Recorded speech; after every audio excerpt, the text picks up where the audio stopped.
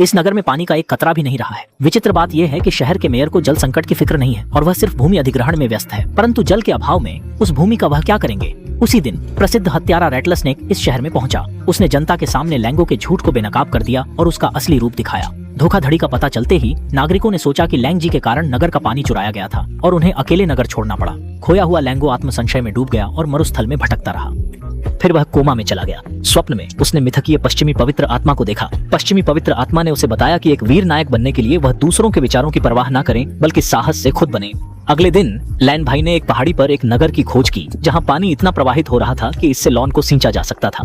नगर के पास में ही एक विशाल जल पाइपलाइन भी थी और उसने मरु नगरी की जलाशय वाल्व के साथ पाइपलाइन को पाया। इस दृश्य को देखकर भाई लैन ने मेयर की चाल को समझ लिया। मेयर ने जल स्रोत को अधीन कर अन्य नगरों को विक्रय कर और फिर उस धन से भूमि खरीदी थी।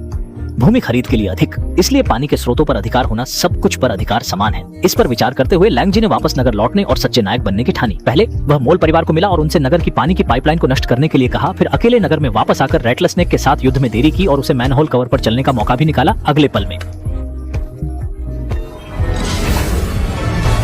पूरे शहर में बड़ी मात्रा में पानी फूट गया। रैटलस्नेक एक चील के आकार की छाया से भयभीत और हिल गया। बड़ी जंग होने को थी। अप्रत्याशित रूप से चालाक मेयर ने मिस डॉडो को बंधक बना लिया और लैन भाई को हथियार डालने को विवश किया। भाई लैन के पास समर्पित करने के सिवा कोई छाव नहीं था और मिस डॉडो के साथ शीशे की पानी की टंकी में बंद कर दिया गया। सौभाग्य से भाई लैन अब वह नहीं था जो मूर्ख था। शरीफ, उसने चुपचाप अपने मुख में एक गोली छिपा रखी थी। उसी क्षण मेयर गधे पर वार करने की योजना बना रहा था।